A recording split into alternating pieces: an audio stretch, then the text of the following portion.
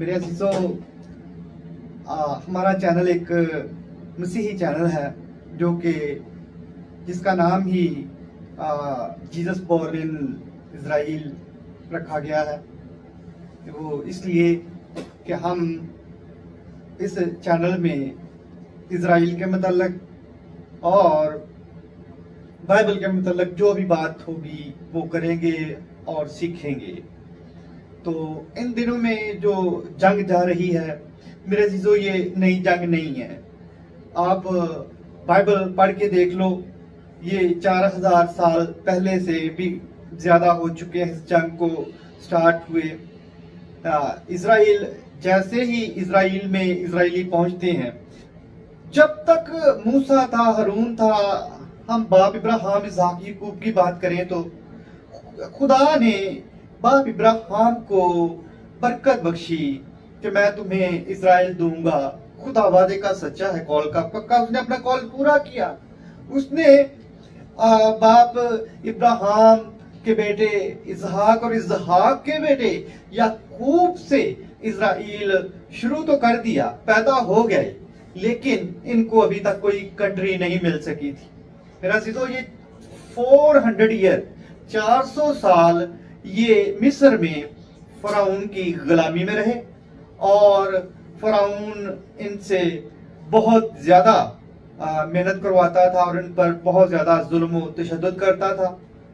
और खुदा को ये बात पसंद नहीं थी, लेकिन वक्त के साथ साथ खुदा ने फिर जब इस कौम की, टेढ़ी कौम की, इज़राइल को हम कहेंगे टेढ़ी कौम, क्यों? क्योंकि बाइबल बताती है हमें कि ये शुरू से लेके आज के दिन तक खुदा की नाफरमानी करते थे और खुदा से दूर होते थे।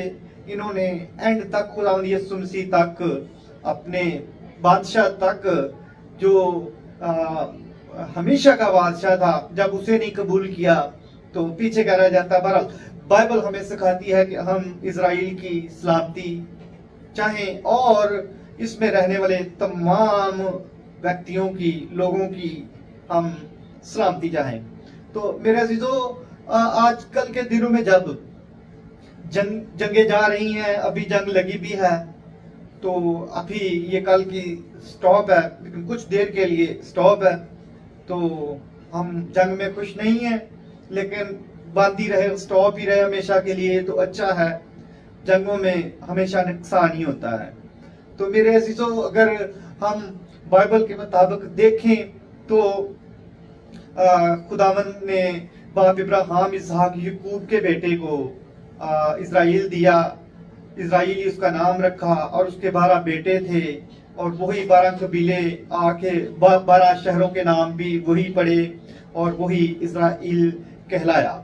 लेकिन गौरतलब बात यह है जो मैं आप तक पहुंचाने जा रहा हूं कि इज़राइल तो नाम रख दिया, कौम भी बन गई, लेकिन अभी तक उस इज़राइल को कोई सरजमीन नहीं मिल सकी थी।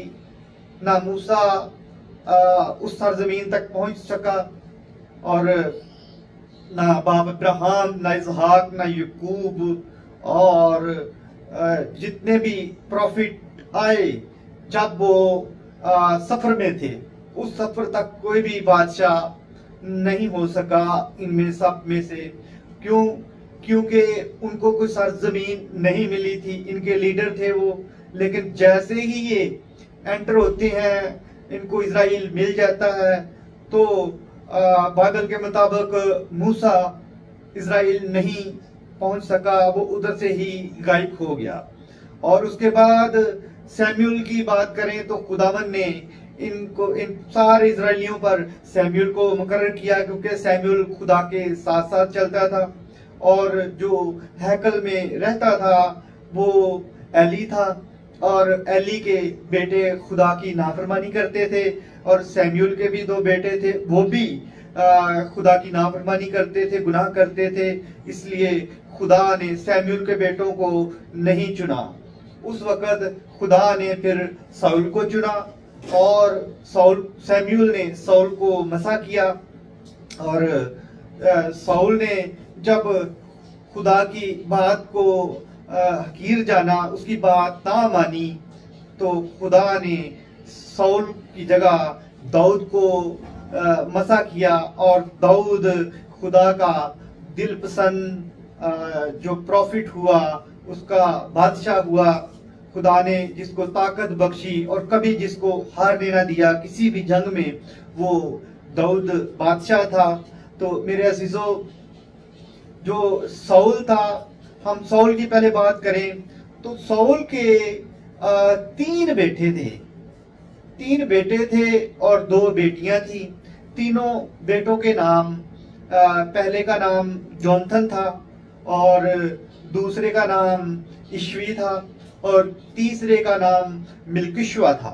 मेरे अजीजों, और उसकी 2 बेटियां थी। एक का नाम मीरब था और दूसरी का नाम मिकल था। और जो हमें जैसे अकॉर्डिंग टू बाइबल, जो सबसे पहले जोनाथन ने, साउल के बेटे जोनाथन ने फलस्तीनी उनसे जंग करके, फलस्तीनियों पर चढ़ाई करके, एक तरफ उसके बाप की 600 आदमियों के साथ उस वक़्त का जो अमला था वो एक साइड पे था, वो हटा कर खुद अपने एक सिला बरदार था जो उसके साथ सिला देने वाला था, वो उसको लेके खेला जाके तो उनकी लश्करगाह में घुस गया और 20 आदमियों का कत्ल किया।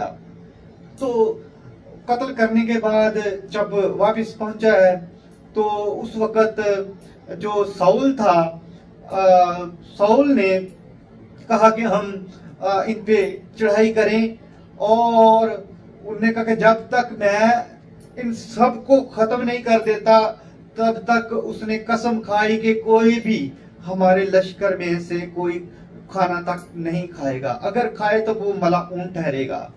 तो उसके बेटे जोनाथन ने ये बात नहीं सुनी थी कि मेरे बाप ने ऐसा बोला है, उसने गलती से जरा सा शहद चख लिया था। अब बड़ी गौरतलब बात है, क्योंकि खुदा की हुई बात, हर बात में पावर है, तो हर बात को अपनी पूरी करने की पूरी कोशिश करता है। और ये भी बाइबल हमें बताती है, अगर गलती गुनाह अचानक हो जाए तो लोग ही खुदा से प्रार्थना करके, दुआ करके खुदा का जहन तब्दील करना जानते हैं और करते रहे। तो जब उसकी साउल की पहली बार उस वक्त वो जंग हुई, तो जंग में मेरे अजीजों उस वक्त कुछ इब्रानी थे जो के फलस्तीनियों के साथ मिले हुए थे। लेकिन जिस वक्त जंग हुई तो इन दोनों की तलवारें आपस में एक दूसरे पर चलने लगी। इनको ये ना पता चल सका कि इजरायली कौन सा और फलस्तीनी कौन सा है, और इन्होंने बहुत बड़ी खूनरेजी एक दूसरे पर कर दी। और फिर उसी के दौरान जितने भी इब्रानी थे वो फिर इजरायली लश्कर में आ मिले जिधर उनका हक था। तो इस जंग के दरमियान में ही उसके बेटे ने थोड़ा सा उसी जगह से थोड़ा सा शहद मिला और वो शहद को जरा सा चख लिया। ठीक है, थोड़ा हो या ज्यादा हो, जिस चीज से मना किया जाए, जैसे खुदावन ने बागे अदन में मना किया था कि आप ये फल मत खाना, वो फल चाहे कोई भी था, तो उन्होंने फल खाया और उनको सजा मिली। सेम वही है कि जोनाथन ने वो जरा सा जो शहद है वो चख लिया था और उसके शहद चखने की वजह से उसको सजा मिलने जा रही थी। और फिर उसी रात को साउल ने खुदावन से बात की कि खुदावन तू मुझे बता कि तू आज के दिन फलस्तीनियों के हमारे हाथ में कर देगा। लेकिन खुदावन ने कोई जवाब ना दिया। तो साउल ने एकदम से सारे जितने भी उस लश्कर के जो काहिन थे उनको बुलाया और बोला कि भाई आज के दिन किसने गुनाह किया है, जरा देखा जाए। उस वक्त कुर्रा डाला, एक तरफ लोगों का और एक तरफ बादशाह और उसके बेटे साउल और जोनाथन का जब उन्होंने कुर्रा डाला है, तो उस कुर्रे में साउल और उसका बेटा गुनहगार निकले, वो कुर्रा उनके नाम निकल आया। और जब साउल ने कहा कुर्रा ये हमारी तरफ निकल आया, तो उसने बोला कि मेरे और मेरे बेटे के दरमियान भी कुर्रा डाल दो। उन्होंने दोनों के दरमियान में कुर्रा डाला और वो जोनाथन पकड़ा गया, क्योंकि साउल ने कहा खुदावंद तू अपना इधर हाथ बढ़ा और जो सच्चाई है वो सामने आए। फिर साउल ने कहा कि मेरे बेटे जोनाथन ये तूने क्या किया है? तो फिर जोनाथन वहां बताता है कि डैड मैंने वहां पर थोड़ा सा शहद अपनी उंगली के सिरे को लगा के चख लिया था बस, क्योंकि तब मुझे पता नहीं था कि तूने ये कसम दिलाई है या तूने लोगों से ये बात की है। तो फिर साउल ने कहा कि खुदा की हियात की कसम तो जरूर ही मारा जाएगा। लेकिन उस वक्त के जितने लोग थे उन लोगों सब ने कहा कि जोनाथन बहुत अच्छा इंसान है, इसने हमको छुटकारा दिलाया है, ये हमारे साथ रहता है, तो इसलिए बाल भी बिगन होने पाया, उसको कुछ नहीं हुआ। उसके बाद मेरे अजीजों जो खास बात यह कि साउल उस वक्त का एक जंगी बादशाह था, तो इसकी पूरी लाइफ में बाइबल बताती है कि बहुत जंगें हुई।